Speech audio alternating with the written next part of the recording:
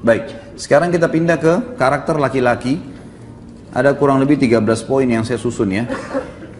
Yang pertama, akal pikiran dominan. Saya sudah jelaskan tadi. Bagaimana akal pikiran itu gini teman-teman. Masalah, solusi. Itu akal pikiran dominan. Kalau perasaan itu dipikirin dulu lama, baru solusinya. Ya. Kalau laki-laki itu pecat ban mobilnya atau pecat ban motornya, yang kita pikirin mana tambal ban. Solusinya langsung.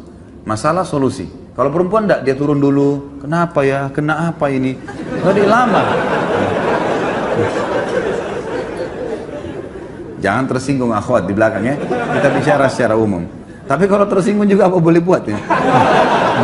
Karena sudah ini apa boleh buat, ini karakternya memang. Baik.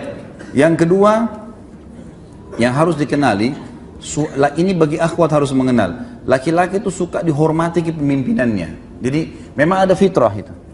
Jadi laki-laki itu teman-teman sekalian, maaf, jangan ada yang tersinggung ya. Kalau dia pendek, dia kecil, badannya tetap punya karakter laki-laki, kejantan, ada pemimpinan. Jadi dia tidak suka diganggu itu. Dia suka dijadikan sebagai pemimpin, didahulukan, didengar pembicaraannya, didengar instruksinya.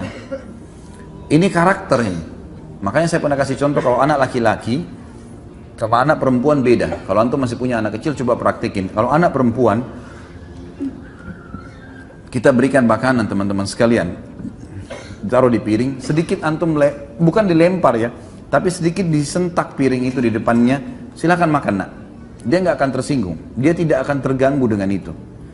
Tetapi kalau anak laki-laki dilempar sedikit piring itu, maka dia akan terganggu kepemimpinannya. Dia tidak mau makan tuh, walaupun anak kecil.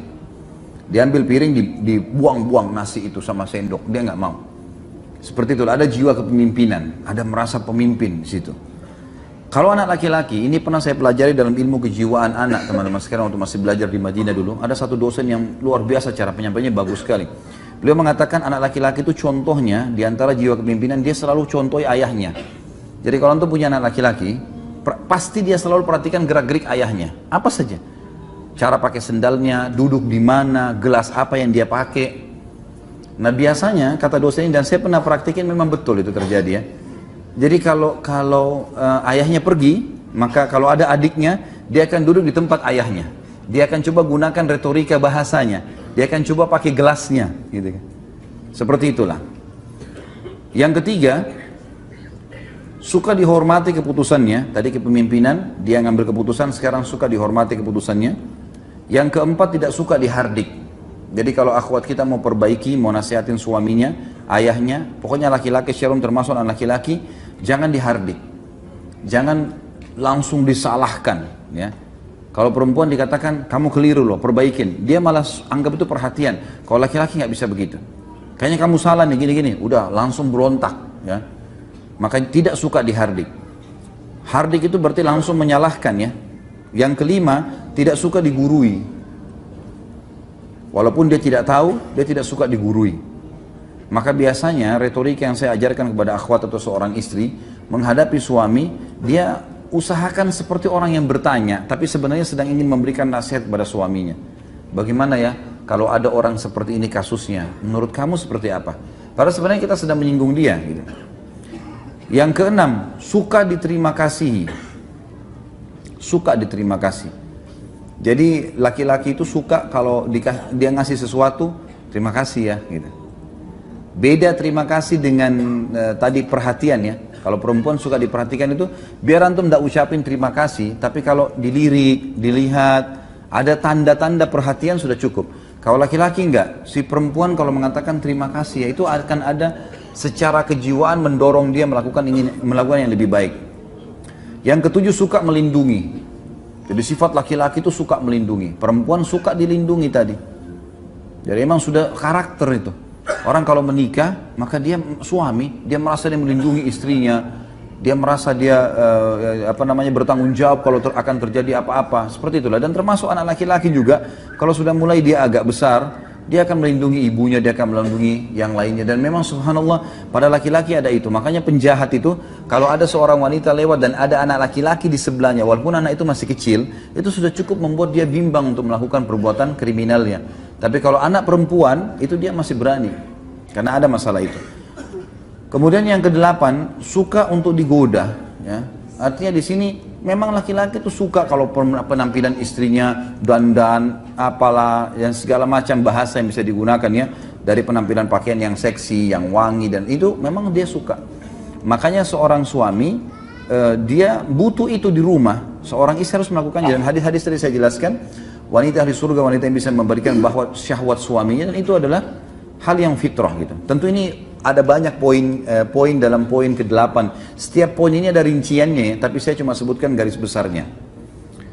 Kemudian yang ke-9, suka mencium bau yang wangi. Ini ada pada wanita tetapi tidak seperti laki-laki. Kalau laki-laki itu dekat dengan istrinya lalu dia cium bau wangi, itu luar biasa pengaruh pada kejiwaannya. Dia selalu ingin mendekat, dia selalu merasa nyaman gitu kan. Kalau istri, suaminya walaupun baunya tidak wangi, tapi karena dia baik, ya, maaf ya saya belum mandi nih, enggak apa-apa kok. Dia suka saja. Tapi kalau antum pulang ke rumah dekat baunya nggak enak istrinya, sudah menghindar. Itu sudah fitrah. Perempuan juga suka yang wangi-wangi, bukan berarti antum jangan tidak pakai minyak wangi ya. Tapi yang dimaksud adalah perempuan biasanya dia masih tahan dengan itu. Bau ketiaknya suaminya, pulang kerja loh, masya Allah baunya. Ya. Tapi dia masih bisa tahan. Ya nggak apa-apa, ini kan bau keringat suami saya, ini karena dia. Begitulah, terbawa perasaan dia. Tapi kalau laki-laki nggak bisa gitu. Maka akhwat hati-hati ya di belakang. Jaga, nggak boleh ada bau sedikit pun gitu, kecuali yang wangi. Ya. Yang ke-10, suka melihat keindahan seperti pakaian, rumah, tempat tidur. Maka ini harus menjadi sesuatu yang dibawa oleh akhwat kita. Yang ke-11, sulit memaafkan bila cemburu. Ini yang kadang-kadang laki-laki dominan. Dia sudah cemburu, itu bahaya sekali. Sasarannya terus ke target cemburu itu, gitu kan? Kalau misalnya istrinya pernah jalan atau istrinya pernah dilihat oleh orang, maka dia akan selalu orang ini seperti singa mengintai mangsanya. Ini pernah lihat istri saya. Nih. Udah itu terus menerus, gitu, terbawa. Ini sulit memaafkan bila cemburu ya, dia sulit memaafkan.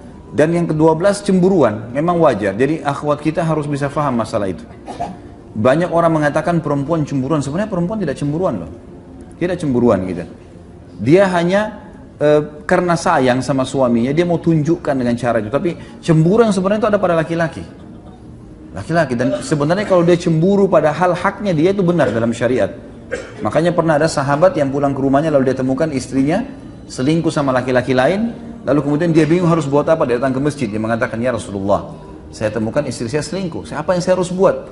Maka Sa'ad radhiyallahu anhu keluar dari saf laki-laki lalu mengatakan, ya Rasulullah, kalau terjadi pada istri saya, terjadi selingkuh seperti itu, saya akan bunuh keduanya, maksudnya saya akan rajam, hukum Allah berlaku. Kok bisa berani-beraninya berselingkuh, berzina? Kata Nabi SAW, apakah kalian melihat cemburunya Sa'ad? Yaitu cemburu, Sa'ad cemburu, kenapa kok istri kemudian masih bisa berzina? Gitu kan? Maka kata para sahabat, iya ya Rasulullah. Kata Nabi SAW, saya lebih cemburu daripada Sa'ad, dan Allah lebih cemburu daripada saya dan Sa'ad. Kenapa sudah dilarang masih dikerjakan? Jadi memang ada sifat cemburuan. Cemburuan sebenarnya itu ada pada laki-laki. Yang ke-13, mau didahulukan dalam segala hal. Ada bedanya sedikit dengan tadi kalau perempuan mau mendominasi ya. Mendominasi dalam arti kata ini dia mau, dia didahulukan, dia kalau mengambil sebuah keputusan, dia coba supaya hadir di situ, dia yang coba mengatur. Nah ini harus dikontrol. Tapi kalau laki-laki memang mau didahulukan dalam segala hal. Kalau kapan istri mengatakan ya sudah, ambil saya keputusan, saya tinggal ikut, maka itu jauh lebih kena dengan karakternya. Allahu a'lam. Jadi ini kurang lebih yang saya bisa susun teman-teman sekalian. Tentu masih ada bahasan berhubungan dengan masalah ini, tapi saya berikan garis besarnya saja.